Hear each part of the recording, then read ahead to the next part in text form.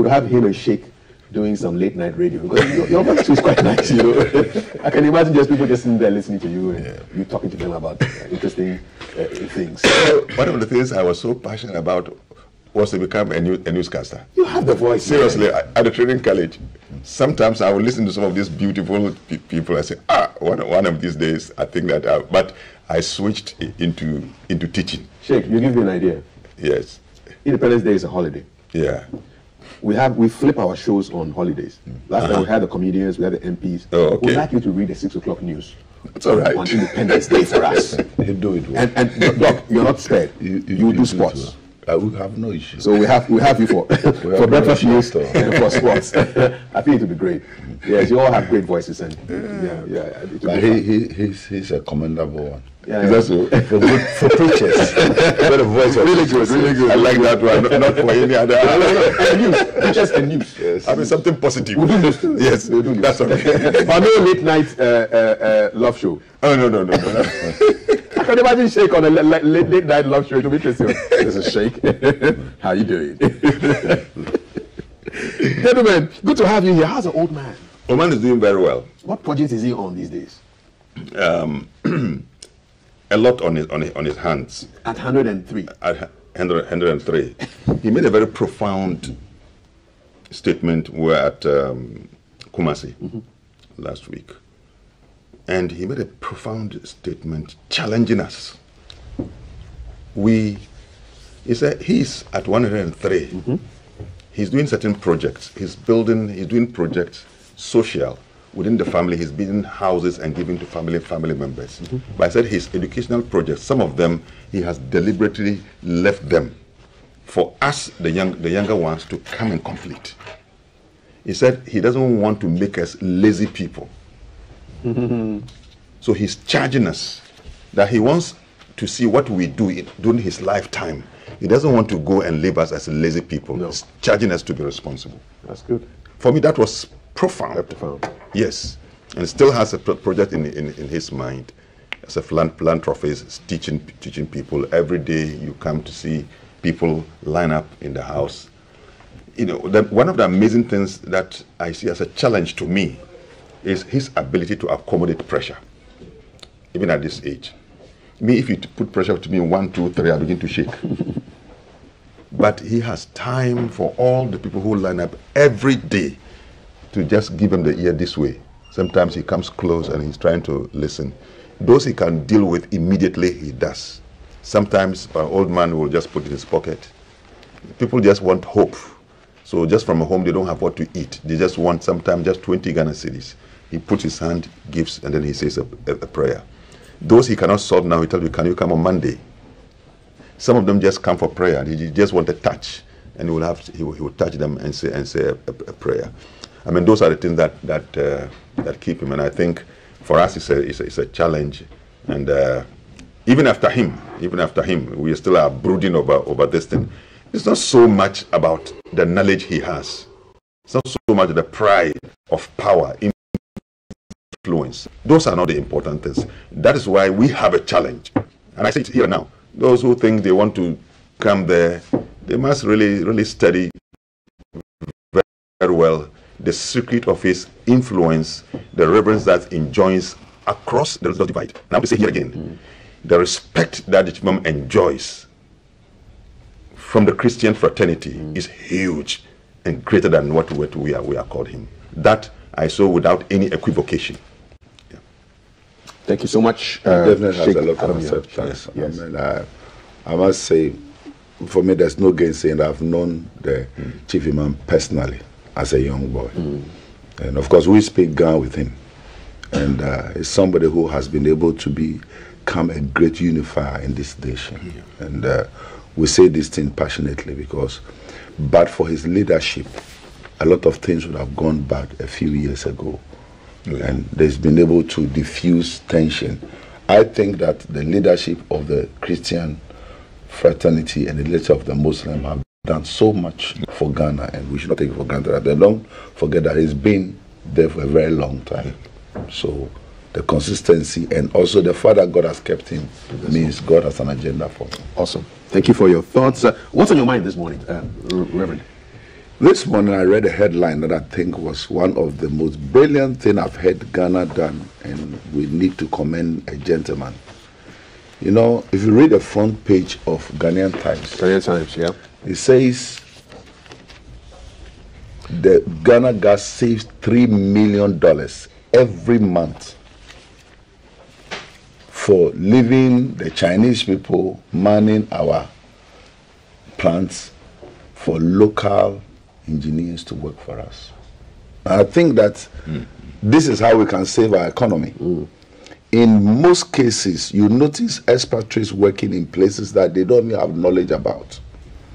And for somebody who have studied in Europe myself, I know that it's not because our Caucasian brothers or our foreigners know better than we know.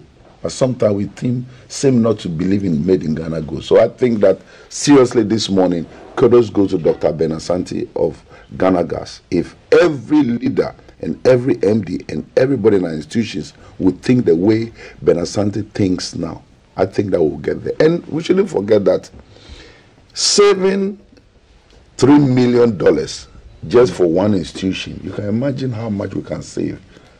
And the monies we are going to World Bank and BRD and IMF and all these international donors, we can save it.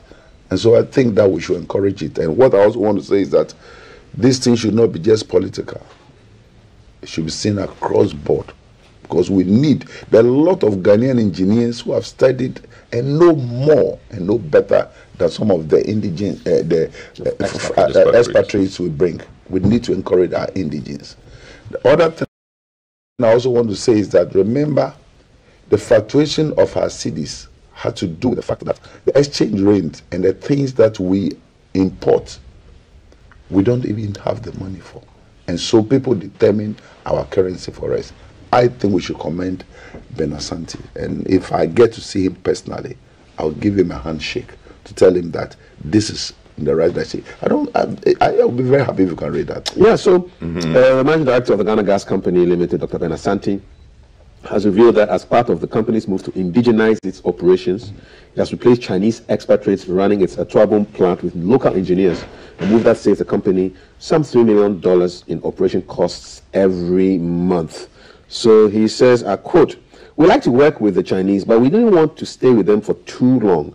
Indigenous Ghanaian engineers and technicians took over the operations of this plant. I've worked in this industry for 31 years. And this is the first time I've seen such a turnaround, having foreign operators cede operatorship to indigenous engineers and technicians in the shortest time, which is 3 years. Whilst we are at it, we save $3 million a month, because that is how much we pay the Chinese a month." End quote. And see, so looking at this, you realize that going forward, every month, just do simple calculation. In 10 months, how much have you saved? Yes, the 30 million now. Okay. in 1 year, have you saved? A lot. 36 million. Yeah. Now, we look at, this is what I call simple economics. Breaking it down. Now, this $36 million, and like Sheikh would say, oh, this is hard. Durable. If you save the country 36 million, seriously, if there's any award the president has, the likes of Dr. Ben Asante of Ghana Gas, they deserve it. Not the ones that we do politically. This is what I want to hear. In fact, this is what I've heard today. And I want to say this and put it on record that this should be devoid of NDC, NDPC, people politics. We have saved Ghana money. And remember, that money that we've saved Ghana will even enhance our cities, would give us the energy not to take from the Bank of Ghana or any consolidated fund into sending it out to foreigners. $36 million every year. I think kudos to him. And I pray that Ben Asante, wherever you are, God will give you the wisdom of God to be able to do more. And don't forget, maybe there are some other colleagues of yours you can encourage to be able to let the Ghanaians work. We talk about unemployment.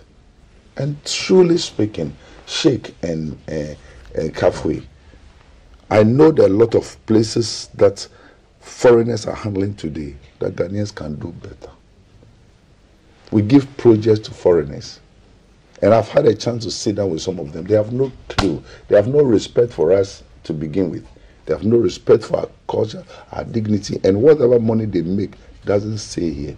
If we work, and coming back again to simple economy, if we work with Ghanaians, the indigenes, whatever money they get, the development will come here, the house will come here. Let's get a lot of Ghanaians build beautiful edifices in their villages and things. And where are the development staying? They're staying with us. So I will really commend this again. Ben Asante, kudos to you. I pray in the name of Jesus that whoever your bosses are will see the wisdom in what you've done. And personally, I commend you. Awesome. More good news, and I'd like Sheikh to comment on this. So, also to do with local content, and this has to do with the Minerals Commission. So, still today's Ghanaian Times, there's a $10 billion boost for mining industry as new local content and participation regulations take effect. So, following increases in items on the procurement list for the provision of goods and services from 41 to 50 items in the mining industry, investment and mineral receipts have hit nearly $10 billion.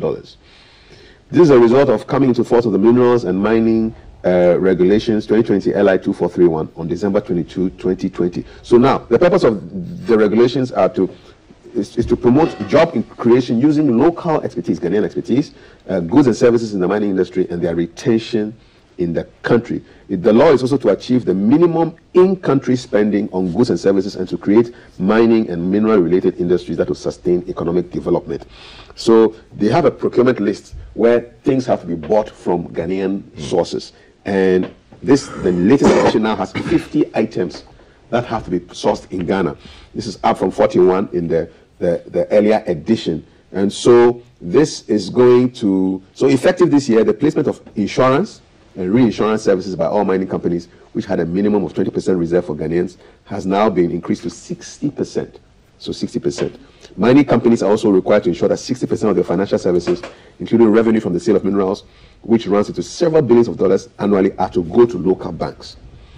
All tailing storage facilities, medical services at the mines are supposed to be operated by Ghanaian companies. And so according to the Chief Executive Officer, Mr. Martin, you see, the increase in the items will hit $10 billion, and he goes to a whole list of various things that they are doing. But for me, the upshot is that we are promoting more made in Ghana.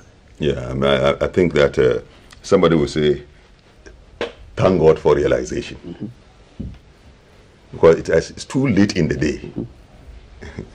that as a country endowed with this huge human capital, but probably we made a mistake not to tailor our educational system mm-hmm. To link up with our technological needs and development needs. Mm-hmm. And so we created a huge gap between our needs for development and the skills of our people. My hope is that now that we are bringing about a policy of this nature, which is very, very good, that we still have the technical base so much enough to sufficiently supply the services that we need. Now that what we call it, the educational system has introduced this TVET. Yeah, these are the areas that we want to build, so much so that when now we say that we can be self-sufficient. In fact, I learned something about Iran. What they did after what they call the 8-year imposed war. In other words, they did not decide to go on war. The war was imposed on them. Mm-hmm. That's the way they see it. At one point, when they noticed that, look, they were fighting a very fruitless war, decided to withdraw. And it took them close to 10 years silently doing what they call national reconstruction. And they did. Iran, regardless of the politics of it, is about 90% self-sufficient. About 90%. That is why they have the confidence to really confront any superpower that comes to them in the nuclear and all those things. So I think we can learn from some of these countries, and I think I'm also really in for this idea. Let's continue to build more along the TVET. Technical skills. That's why Kwame Nkrumah, when he brought the polytechnic idea, it's the middle-income technical people that he wanted us to build. And I'm worried that because of political gains, we are bringing up policies, and we are turning these institutions into universities, and we are yet to see the actual product, whether they are filling in the gaps that we need. But if they are able to produce in such a way that we can rely on ourselves for all these services, so that we don't pay so much dollars to foreign experts to come in and be giving us what they call the technical support and all those things, that will be good. Having said so, one of the things that was on my mind, you gladdened my heart when I sat at the house and I watched you honoring this elderly great man, Joe Latty. Mm-hmm. My father taught me to be respectful to the elderly. Yeah. Maybe not my father alone, but any good father would do so across, in Christianity, in Islam, in traditional religion. He taught me to do so. So it gladdens my heart any time I see an elderly person giving the honor and the respect, especially for leading such fruitful and productive life. Like Joe Latty. So how many years? He's 90. He'll be 96 on the 6th 96. of June. 96. Paul, from 1 to 96. Yes, A+. And I watched him with his excitement when this thing was unveiled. Yes. I can see. I think he nearly broke into tears. Yes, he was very emotional. Yes. He admitted it himself. Yes, that yes, brought yes, him to tears. There was some. This is the man whose voice I heard. Yes. And one of the things, I was in the primary school. Mm-hmm. You know, one of the things I can remember vividly in terms of his voice, when he began to say, around the center circle, inside the center circle. Yes. He described it for you. Oh, I mean, you know, and he makes you feel, even though you were far away physically from the field, mm-hmm. from the way he did it, the skills, it was like you were directly on the field, and you could see everything that was being said. And when we heard the voice, now over to you, Joe Latty, and he picks it. You know, he has been an inspiration.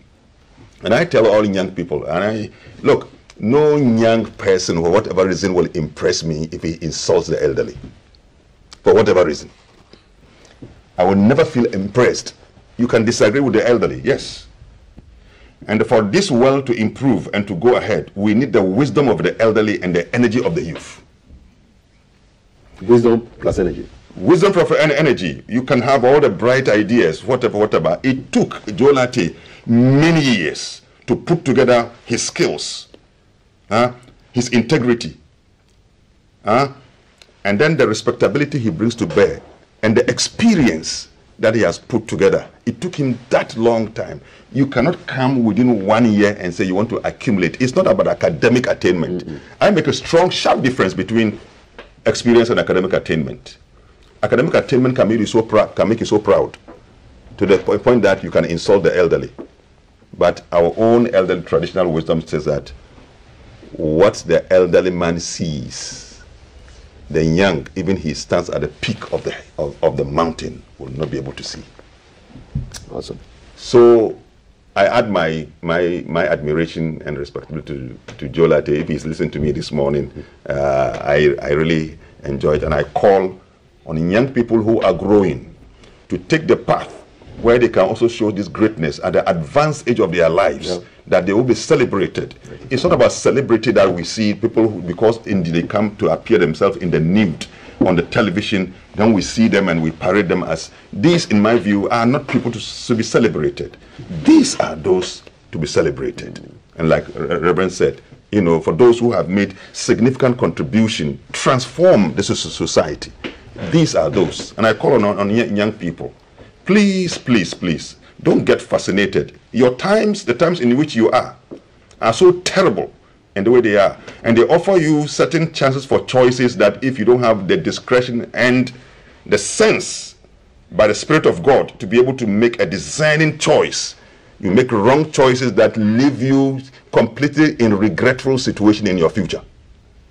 And that's my admonition for the youth as we celebrate elderly people. Indeed. And if you go to our website, gbcghanaonline.com, you see the story there. So the Arts Legendary Wall of Fame honors, they celebrated Mr. Joachim Awule Latty, aka Over to You Latty. He's their 2023 awardee, and he was celebrated here. They normally do paintings, portraits of people they want to celebrate, and this is the third one. Normally they put the paintings inside the museum, but for this time they thought, you know what, let's bring the portrait here, because this is where Mr. Lartey made his name. And so the Arts Legendary Wall of Fame honors, they did the unveiling of the portrait, which you saw on television here, in the presence of our Director General, Mr. George Lumete. Yes. I was privileged as a young boy in secondary school to have pictures with Ni Awole Lartey. Yeah. Ni Awole Lartey was my father's friend.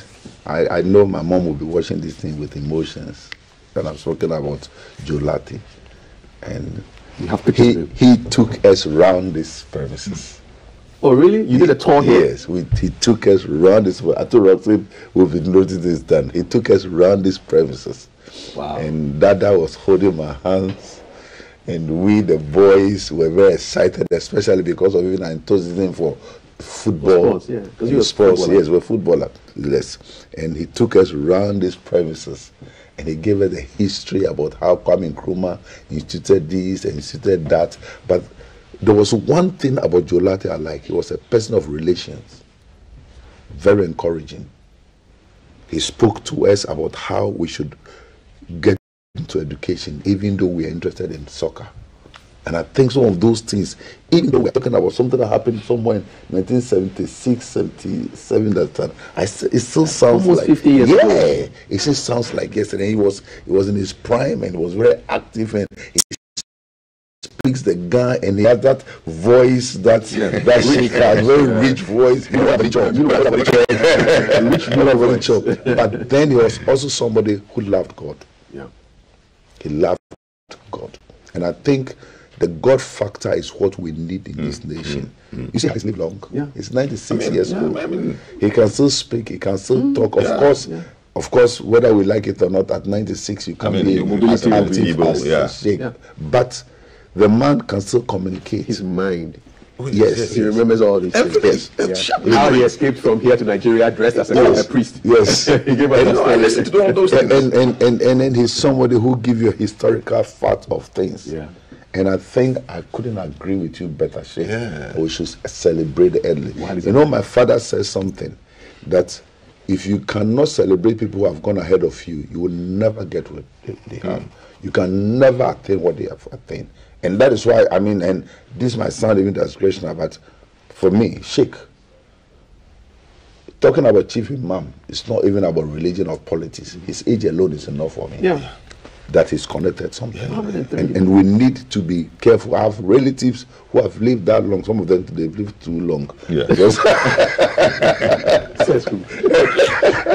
I went to Dodo the last time and I asked one of the old ladies, why are you living that long? She told me age. I said, are you sure what you are saying is right? They put your hand on my head and transfer it. Let us learn to celebrate people whilst they are still alive. I think the wisest thing GBC, GTV, and the Director General did was to celebrate Joe Akwe Lartey whilst he was still alive, because most often than not, as Ghanaians, we wait for people to die and we write meaningless and exaggerated tribute.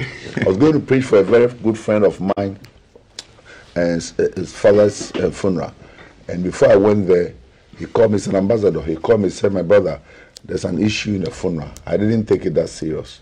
When I got to the place while they were reading the tribute, the wife got up and said, it's all this thing you're reading about my husband is a lie. Now, right in the program, and that she has written her own tribute, and the tribute she has written was what spells about this man who's lying there. The funeral happened at Teshinongwa, in the army barracks. Was where we had the funeral, but they live around Teshinongwa. Of course, those who knows what I'm talking about. And I sat back and realized that we write meaningless tribute. I'm happy we celebrate Joe Akwe. And no more, if you are listening to us, for those of us that you inspired, we are very proud to be connected to you. And I say this on behalf of the entire Tete family. My father, S.K. Tete, of blessed memory, my mother, Juliana Tete, and the entire Tete family. want you to know we love you for what you've been to us. Awesome. And Kav, you know what excites me? When I see a very old person and young people are around him touching me and he's smiling. Yes. How I love those. Yes. It was nice. The smiles of an old person and they're touching him, you can see it. It excites me a lot. I know, Kav, I know you wanted to go into something, but back to what Sheikh and I were talking about before we went into Jolati. Made in Ghana goods. He's a made in Ghana person. Yes. Made here. This is a man who was made here. In Ghana, yeah. But the kind of achievements and excitement BBC had about Jolati is unprecedented. I mean, FIFA, he was honored by the AIPS. It is the Association of International Sports Writers in okay. Qatar before the World Cup. Yes. Oh, okay. Yeah, they flew him there. He was recognized. They flew him Properly there. recognized. Yeah. Oh, yeah. MashaAllah. And the international community respected him. In fact, they even mimic his voice. Over to you, Jolati. And then what he said, yeah, get ready. And then, like you rightly said, he takes you through from the center. Yes. And get you into the goal. In fact, you are listening to him even on radio. Yeah. Oh, man. Just his voice sometimes. And you wonder why you are not on the field yourself. The powers of description, you know. And that is what I want to commend our place. Let us learn to encourage our own. Yeah. In order for us to get inspirers and mentors, we cannot get expatriates with mentors. They don't understand what we do. And so made in Ghana goods, whether it is personality or education. Sheikh says something now, the TVET system. Our boys and our guests are going to school and they learn total rubbish. They finish work. The reason why a lot of people don't have jobs today is because of the kind of courses they did. The whole of this week, I've been going to different universities looking for school for some of the girls and boys. These boys and girls are not my biological children. Children that you can tell have done very well, but they have no parents who can really push them. And we sacrifice to do it. Yesterday, the whole day I spent my time going to UPS, going to Legon, going to this school, going to this school. I mean, sometimes. But you sit back and realize that the reason why people are not getting job is the kind of courses they do. And so we get practical courses. You'll be surprised if you even do mason, you get job. You do carpentry, you get welding. job. You do welding, you get job. You do plumbing, you get a job. But we want to take courses that when you finish, everybody's competing in it, and then we don't have job. Plus, I also think we should redefine our education system a little. Our boys and girls, and I'm getting concerned because I have families, I have nephews and nieces and what have you, that you look at the courses they are taking and say, no, you can do better than this. You can sharpen it. Otherwise, we'll end up producing people who can only speak English language. Big English. Yes, speak English language. And then after speaking English language, what they speak is accent. But beyond the accent, you sit there and realize that there is no wisdom beyond the accent they are speaking. And for me, that is not enough. And let me also be quick to say this, that maybe I'm an advocate in that front. Don't force to change your tongue to impress people. I've lived in Europe for many years. I speak Ghanaian English. And that doesn't take away from me at all. Some of the boys and girls, they came yesterday. Then you can't even hear them again. I should continue. Yeah, I see some people who came to Europe yesterday, and it's like they think speaking as a meanwhile when you ask them to write, they don't know what to write. And so please be content, be happy with what you have. Fine if you genuinely acquired it because you were born there and you grew it, then fine. But don't force to change the accent to impress people. Kofi Annan, one of the greatest we had as a career diplomat, who ended up becoming the Secretary General of the UN. In fact, he's the first ever black person to become, and of course, we've got Bishop Tugali and others, but of course, the color-wise, they are closer to the Caucasian than to the black man. But the black African indigenous who became Secretary General, look at the way he maintained. He even married a Caucasian, but he still maintained his African accent. We should maintain. And so we should maintain. And we shouldn't force to stay. And sometimes they laugh at us. I live in Great Britain. I know how we laugh at some of the people. Like I have a Nigerian friend who was able to change his accent a lot. And then he came to places where he should mention Jesus, and he became Jesus. Pastor, and became pastor. Come and disobey, come. And we realize that you've tried all the others, but your tongue can be something. Like the Gans, I know it's difficult for you to pronounce H. You're like the Jamaicans. Yes, eat and eat. Yes. And then the Ashanti out for them L and the R. They have the issues. Now you don't know which one is the issue. We'll pray on it. And the outside for which I don't know. So let us learn to be made in Ghana. Please, the toothpick we import, the toothpaste we import, the tomatoes we import, the rice we import, and of course, all the unnecessary things we import that we can do here. Let's do it here so we can maintain the value of the city. Okay, you're watching GTV Breakfast. My guests are all made in Ghana. Reverend Dr. Lawrence Tetteh and Sheikh Aremia Shaibu. And those thoughts on Joe Lartey just gladdened my heart. You can go to our website, gbcghanaonline.com. You see the story there. So it's the Arts Legendary Wall of Fame honors founded by Prince Kojo Hilton, the Pan-African Art Ambassador. It was his initiative to honor Ghanaian heroes who have contributed immensely to the growth and development of our culture and heritage. And this is the third edition that they were celebrating this year, and they celebrated 95-year-old living legend, Mr. Joe Lartey. And what you saw on TV was their organization coming here and collaborating with us to honor the legendary sports commentator. He was moved to tears. He was actually, there was a Sepewa performance, and then there was a poetry performance, and he said it, that the women moved him to tears, you know, just, he was sitting there listening to them, recounting his exploits, and it took him all the way back. It was great. And this will make him live even longer. He did say, he said, being surrounded by these young women will give him another 5 years. Seriously. He said into his hundreds. Into his hundreds. 055561034. More good news. Before you go. Yes. You see, there is something we call habituation. If you buy a new fridge and it has a thermostat, so after some time it will go off, then it comes back with a certain beep, boom, this way. So if you are not used to it, once you get the first one, something is happening, then you rush to it, then you come and sit down. Next time it does again, you rush there, then so now you become used to it. That's what we call habituation. If we don't take care, you see, this thing is here, we become habituated. There's nothing that triggers the concern again. So the people are becoming used to the color of this water. But I say, galamsey, in the way that it's being done, the illegal galamsey, by galamsey we are meaning illegal mining, which is currently ongoing, is a threat to our survival. It takes political will to fight this. I think you've read something here, which in my estimating, what impression it gives me that are we giving up? Are we giving up? That fighting galamsey is a nightmare. We should not say so. But that we must come out with an even stronger resolve that however tough the fight is, we must win this battle. That's it. And call on all and sundry, everybody. You see, we must present the case in such a way that we see its danger. Let us not be justifying things.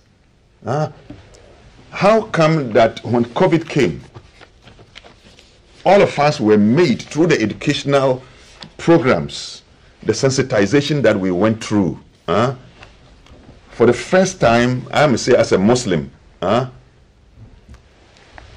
Kaaba, which receives about 3 million worshippers across the world every year, was closed down.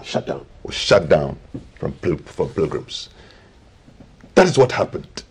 That's how the world fought it. And so when issues arise that is a threat to a nation, this is a constitutional fight.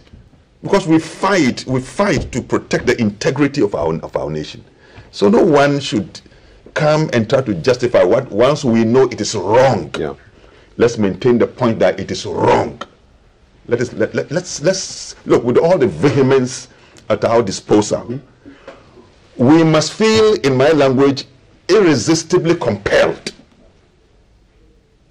as a people to fight and win this battle. I cannot wait. I cannot live one day to see that we are importing water into our country. And I call on the minister to come back with a new resolve where he needs our support, even from those of us from the religious side. And I'm insisting that, look, there must be a program where we are taken to the site, both where they are doing the illegal and the legal ones, for us to see. So when we are even supporting government, we are doing so on the basis of fact, not because somebody has given us money and we just want to talk in favor of government. So somebody will say, because you are talking in favor of government, you are MPP. Well, they flew you there, so what can you say? What can you say? Our interest is that we want to see the fact. So that even somebody is unnecessarily criticizing will come with courage and say, look, my friend, you are not being fair. You are not being fair. Something is being done. So if the minister is listening to me, I'll be prepared. I'm sure Reverend will be prepared. The Christian Council will be prepared. The Bishops' Conference will be prepared. Office of National Chief will be prepared. Select individuals, let us go, and so we ourselves, we can draw the line between what we have seen to be the legal mining and the illegal mining, so we can talk against the illegal one and save our country. Awesome. And let me just give you some statistics from the Lands Ministry. There's a piece here in today's Ghanaian Times. Ghana, dealing with illegal mining is a nightmare, says Minister Jinapor. It's on page 16 of Ghanaian Times. Just an excerpt, statistics from the Land Ministry themselves. So small-scale mining in Ghana employs over 1 million rural Ghanaians. So 1 in 30 Ghanaians are involved in small-scale mining. Okay? Supports millions, contributes up to 43% of the nation's total gold production. So all the gold that we produce in this country, more than 40% of it is coming from small-scale mining. Now, more than 85% of the small-scale mining operations still occur in the informal and illegal sector. So, of the 1 million people involved in small-scale mining, around 850,000 are doing galamsey. That's what it means. Over 8 in 10 of the small-scale miners are destroying our environment and bringing the water to look like this. You know, it's unregulated. It's causing severe, almost irreparable damage to water bodies and the environment. And the minister says, quote, a great deal of work has been done, but he says, he talks about the politicizing the fight against illegal mining. Some progress has been made. They've constructed a framework. If they persist and do the right things and continue to be determined, the words you're saying, we're able to come to grips with this issue of small-scale mining. He says, well, they appreciate that even though they continue to make the efforts to reform the industry and bring innovative ways for the small-scale mining industry, people will still continue to be recalcitrant and will still flout the rules. So they are looking at the law enforcement approach where they'll be deploying soldiers to clamp down on the illegal small-scale miners. So he's Careful. it's a Careful.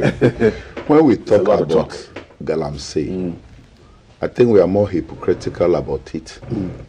And I've said this in here over and over again, that we should learn to walk the talk. Are we saying that the machines that are brought to the places where the galamsey sites are fly magically to the place? They go through our ports. And people know how they are transported. Are we saying that our chiefs don't know that people are encroaching on their lands? If you go to any part where there is galamsey now, and you say you want to do farming, try to weed in 2 hours. By the 3rd hour, you have the youth of the community come after you, because you need the permission of the chief of the king. Why do we have the regional security council? Why do we have the district security council? Are we saying that the MCEs in those areas are asleep and they don't know what is going on? What of the police? In every district, we have a police district officer. We have a head of immigration. We have the head of intelligence. We have the head of national security.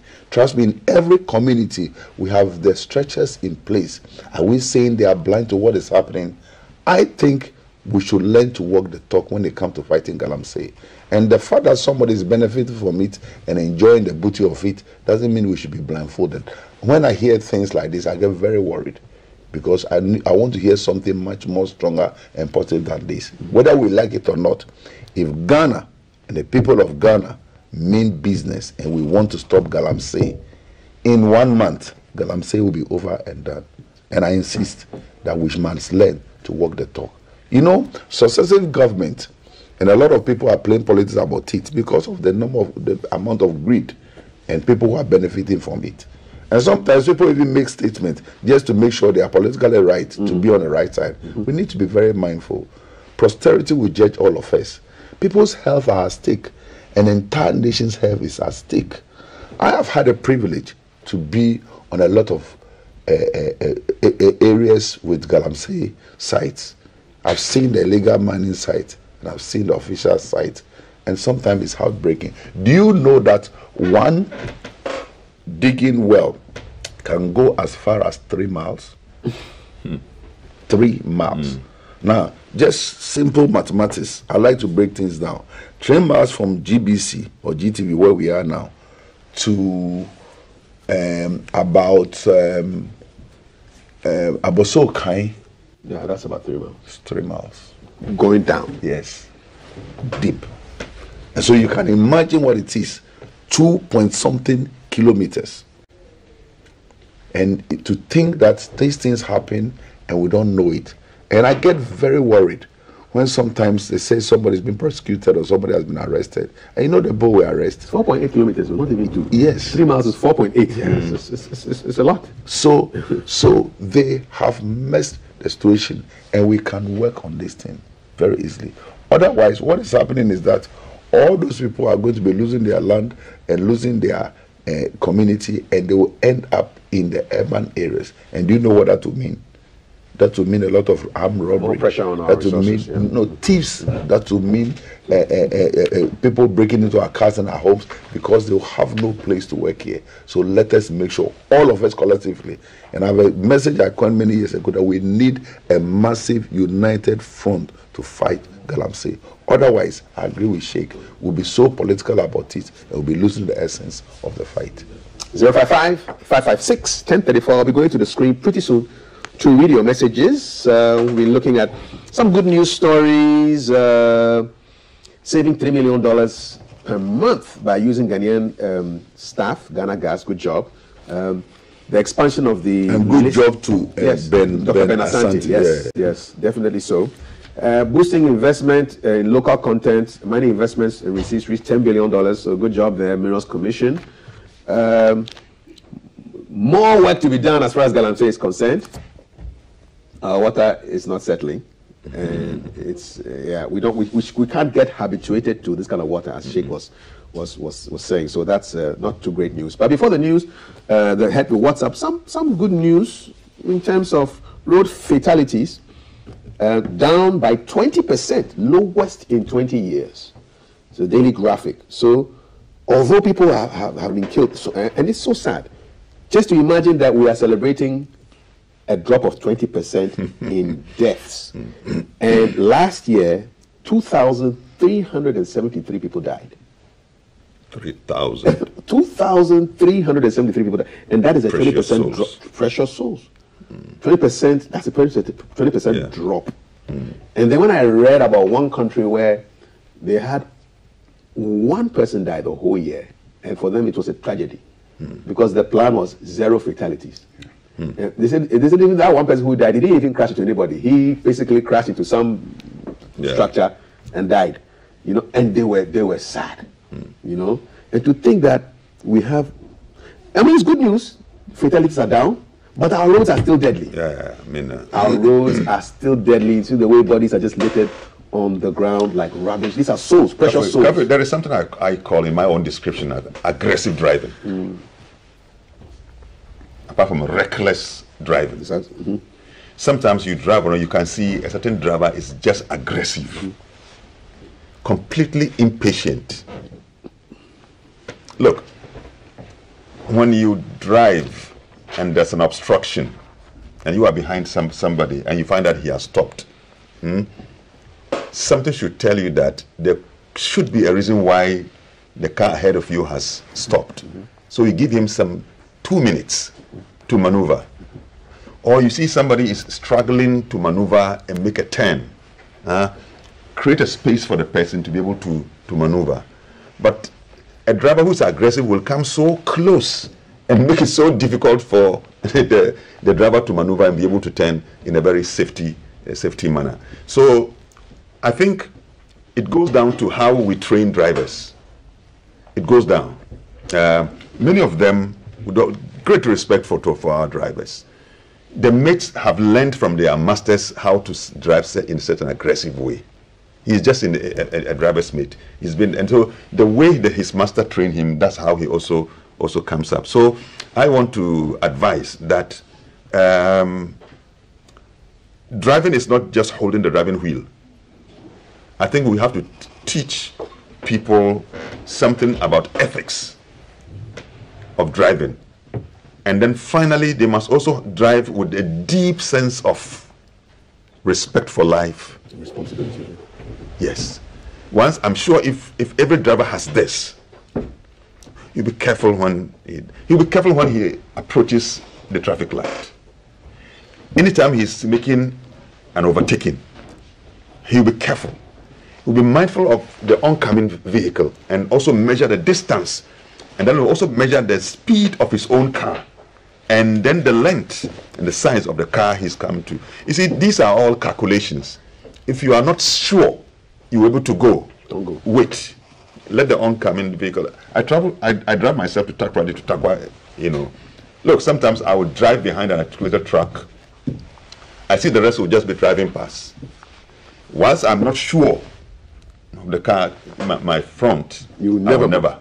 I'll keep on following this huge car until I am sure when I'm going, you're going. I'm very, very safe. Yeah. And I think, look, 5 minutes patience, 1 minute patience can save so many things. Please, young people and drivers, when you are driving, I insist, being patient and waiting for just 1 minute, you know what it can save? The precious soul. And rushing, being impatient for 1 minute also, can also cause greatly. So I still, at this age, all the time I speak, I target young people. I target young people. We need you alive. Look, one day, I saw a young man with his car, around noon, he's washing his car, But his waist is right on the street, bare, the kind of thing they wear, So when I reached the place, I parked. Then I spoke to you. I said, Bema, usisi way, pa. Usisi way no, mamino, no pa, enkolano, usisi no pa. When I spoke this way, he laughed, and then he moved away from the place. He knew exactly what he had done that was wrong. Yes. So the approach of also rebuking him was with wisdom. I used some humor to tell him that, look, if your waist is broken, you are paralyzed. For life, you are the breadwinner. You are the one who brings food to the table, and you can be so irresponsible. Expose yourself to this risk.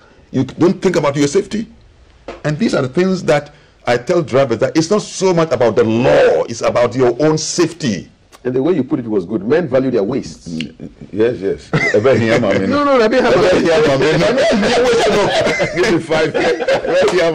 that was with wisdom. If you only think about yourself, think about the woman who needs that waist. And the children who need the waist. They need your waist because that's the seat of your strength. Thank you. No, but the thing of it, Sheikh, as you even speak, there are 3 things I learned from the UK about driving. That's very important. The hazard perception. The hazard perception is exactly what Sheikh was saying, that you don't know that where you are coming, somebody is calling the zebra crossing, somebody's at the traffic light, a light is coming behind you. The hazard perception is one course that is taken. It has 20% in the test. And then you also have blind spot.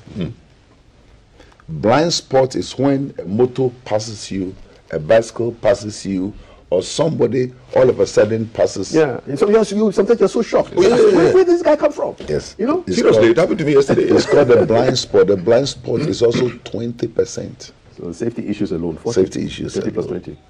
Before you even come from your 6-way check and your 3-way check. For those of us who drive in the UK, we have 12 points on our license. I have it here in my pocket. 12 points. If you meet a police on a good day, maybe he take 3 points from you.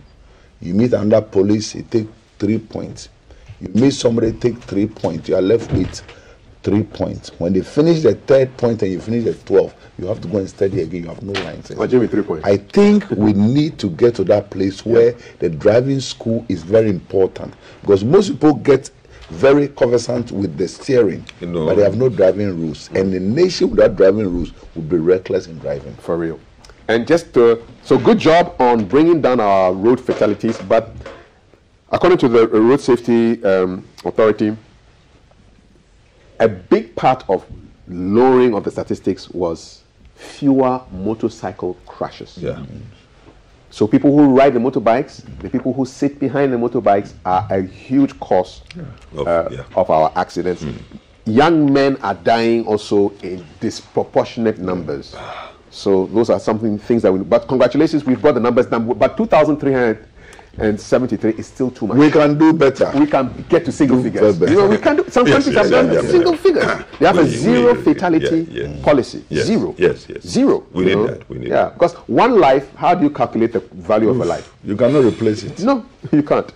055-556-1034. It's time for your messages. Remember, you know our disclaimer. Yes, we do not necessarily associate ourselves with these messages. In the interest of democracy and freedom of expression, we read your messages. Keep them clean, because I'll take my decisions. It's not clean, I'll read it. Okay, good morning, CAF. Is that the current state of our rivers in these Galamsey areas? Very seriously. Initially, I thought the bottle in front of you contains tiger nut juice that you blended on the show earlier this morning. No? Shake straight to them. It's not tiger nut juice. It's river pra. Galamsey water. Yes, from the river we drink from. Thank you. Yes, and I want to join this campaign. Thank you very much. It's settled down. No, it doesn't. All you see is some sediment at the bottom. Yes. You know? Transporting excavators from rented places to the Galamsey site, the police has a fixed price they normally charge per excavator at each police snap, check, and barrier. It was 100 cedis 2 years ago.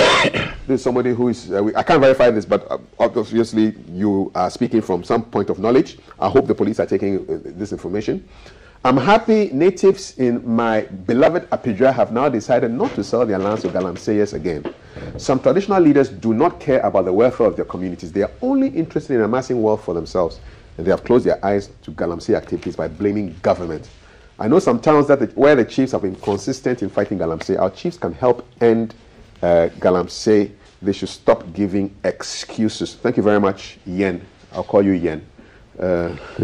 More messages. Richard? Hi, CAF. About the road fatalities, our street lights should be fixed. Driving at night is very dangerous without street lights. Igwe from Teshi. Amandeus just says, good morning, CAF and the team. Alaji Dawida, Mr. Joe Latte, a former sports commentator of GBC, congratulations and a happy New Year greetings to you from Alaji Dawida, Medina Estate. Swaliko GH, I suggest the government to restructure free ICHS with the same pensioners and individual bondholders will pay for their awards, and stop making the government and the whole Ghana look bad. You don't want to scrap your policies which are not doing well for the domestic debt restructuring, rather putting the burden of citizens who are already burdened with so many taxes introduced. And that will be our next conversation on the issues of the debt exchange program, so stick around with Thelma for that. Good morning to you. Special good morning to Chief Engineer Emmanuel Lai Udai, Technical Director, Roads and Highways. Okay, all right. Casey just says, good morning to everybody. Good morning to you too.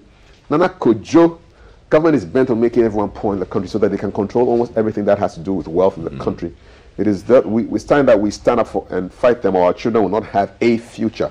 Thanks a lot. Nana Kojo, you sent your message twice. I'll read it once. EXO on the bridge. My sincere truth is that if I made president today, my very action would be to chase the Chinese out of Ghana. The kind of money they are taking out of Ghana, you won't believe. Why is BOG and other bodies connected to money flow keeping mute on this. Don't blame the Chinese. We have to tighten our systems. The chap who went to shoot a music video at the Jubilee House, don't blame him too much. Blame the people who had the systems there. You know, the systems are weak. People will take advantage. Human beings are very rational. They will always go for a shortcut. So if the shortcut is there, they'll take it. So please, don't blame the Chinese. Aaron, resignation of the, what did you say? Let's see. Of the Minister in charge of Agric is in the right direction for the development of the country.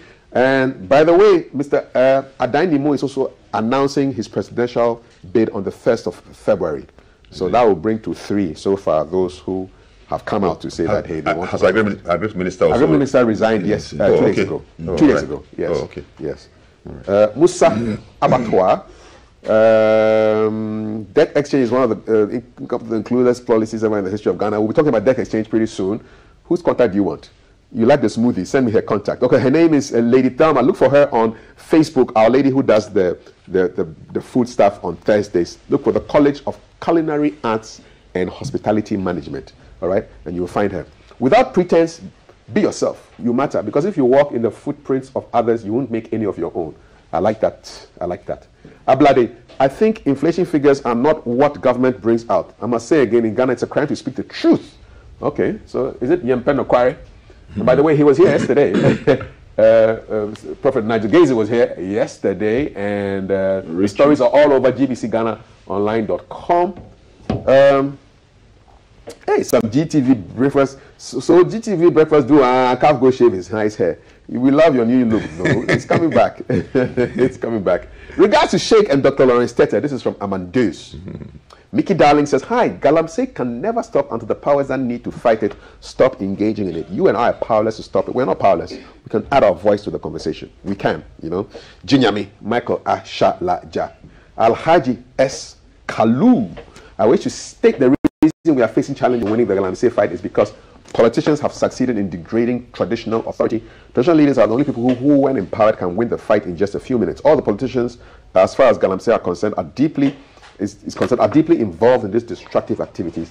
Politicians are liars. Alaji S. Kalu Na Le Rugu. Richard Adade, last message, and then I take it over. The clock is ticking. Our water bodies and the Galamsey issue should be looked at. Importing water will be a disaster. Even the 50 peswa sachet water is easy buying.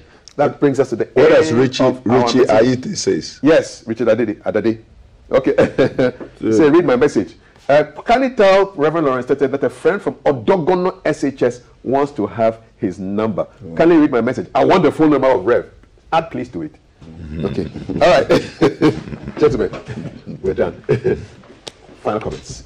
I want to say, let's all put our hearts together this year to let things work for Ghana. Let's think of Ghana first. Let us not be so selfish about our political party colors, but let's remember Ghana first. And please don't forget the God factor. In God we trust. Thank you so much. In God we trust indeed. Sheikh, the last word. Yeah, I mean, we are in a period where value no more hold a place in our scheme of things. And I think that is the reason why we are where we are. You have all the wealth, all the knowledge, and you have no values. And so you just want to take advantage of circumstances. Let us avoid opportunism. I mean, any small opportunity you want to exploit and make. Think more about service and what you want to do to add to the development of the country. Where we are now is not where we all want to be, and we are all in it together. And I still want to insist, let the government be humble, and let those who are criticize with empathy and respect and love. And I'm sure when we come together, we'll find solution to our challenges.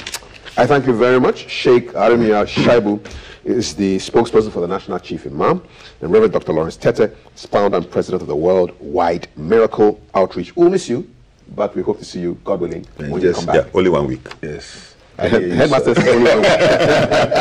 Still to come, breakfast with Theodore and Valerie, and issues of bonds. Why does the government want to touch our bonds? We, the individual bondholders. We'll be getting answers from Senor Hosi, convener for the Ghana Individual Bondholders, Professor Lord Mensah, Associate Professor, Department of Finance, University of Ghana Business School, and Dr. Edu Entry, convener, the Pensioner Bondholders Forum. My name is Kafri Day, potential pensioner. But